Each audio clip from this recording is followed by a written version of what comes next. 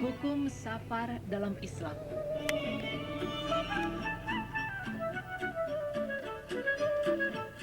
Melaksanakan perjalanan jauh rasanya sudah bukan suatu halangan lagi bagi kita. Dan pasti di antara kita justru ada yang memiliki hobi traveling. Ya, berpergian keliling kota maupun luar negeri hanya untuk memuaskan keinginan kita, atau hanya sekedar melepaskan penat ibu kota Jakarta, atau hanya sekedar melepaskan penat. Dalam Islam, melakukan perjalanan jauh dinamakan dengan safar. Mungkin sebagian dari kita sudah mengetahuinya. Dalam hal ini, pernahkah Anda terpikir sebenarnya sampai jarak keberapa perjalanan kita disebut sebagai perjalanan jauh? Dan harus jarak keberapa kita boleh mengqashar sholat?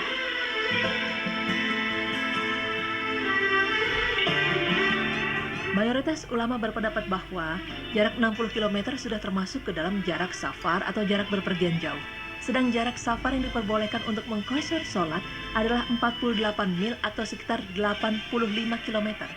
Namun, pendapat yang tepat dalam hal ini ialah tidak ada batasan tertentu untuk jarak safar yang diperbolehkan untuk mengqashar sholat. Karena Rasulullah SAW sendiri tidak memberikan batasan, sehingga yang dijadikan patokan adalah urf atau kebiasaan masyarakat setempat.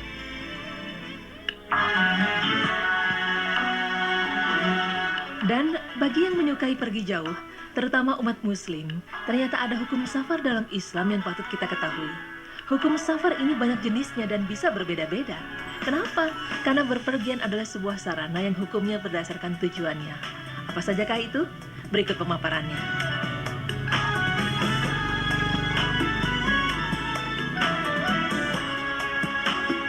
Tidak hanya sekedar pergi wisata yang jauh demi kepentingan diri sendiri, lalu kita menyepelekan hukumnya.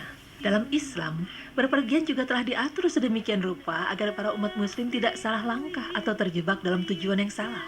Yang pertama ialah kategori berpergian yang hukumnya adalah mubah.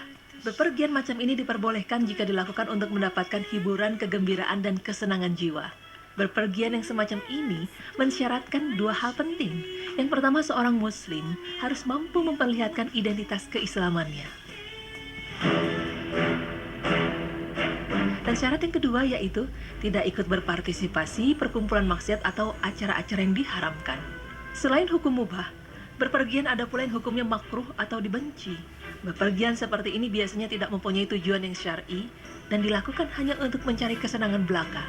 Sebagai contoh, pergi ke negara atau tempat yang di dalamnya tersebar berbagai macam kerusakan, sehingga kita susah untuk menghindarinya dan kita pun tenggelam akan kemaksiatan.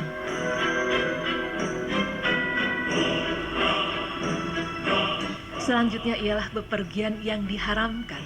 Wisata ini menjadi terlarang dan haram karena niatnya sudah tidak bagus dari awal sebelum berangkat. Seperti mengubah segala sesuatu yang diharamkan menjadi halal, kemudian sengaja pergi untuk ikut berpartisipasi di hari raya non-muslim. Tidak hanya itu pemirsa, pergi tanpa restu orang tua, tapi kita tetap memaksakan keinginan untuk pergi jauh, ternyata itu juga termasuk ke dalam hukum safar yang diharamkan. Astaghfirullahaladzim.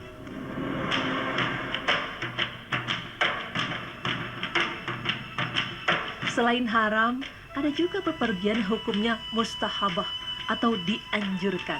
Sebagai contoh, bepergian yang dilakukan dalam rangka untuk berdakwah kepada Allah Subhanahu wa Ta'ala, atau bepergian yang dalam rangka untuk mengamati kekuasaan Allah, sebagaimana firman Allah yang artinya, katakanlah, berjalanlah di bumi, maka perhatikanlah bagaimana Allah memulai penciptaan makhluk, kemudian Allah menjadikan kejadian yang akhir.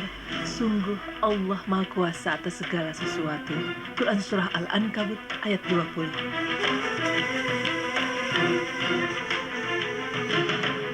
Pemirsa, itulah hukumnya apabila kita ingin bepergian jauh atau safar. Dan jika kita sudah berniat baik untuk pergi, jangan sampai kita terjebak ke dalam lubang setan yang membuat kita jadi berlumur dosa. Bepergian jarak jauh atau safar ternyata banyak hukumnya dan berbeda-beda, tergantung dari niat dan tujuan kita. Hanya saja kita harus menjaga diri supaya tidak terjebak dalam maksiat yang terselubung. Tidak hanya itu, jarak safar yang diperbolehkan untuk mengqashar sholat ialah sepanjang 85 km. Karena meskipun jarak perjalanan kita jauh, kita sebagai umat muslim juga tidak boleh melupakan hal yang wajib, yaitu sholat 5 waktu.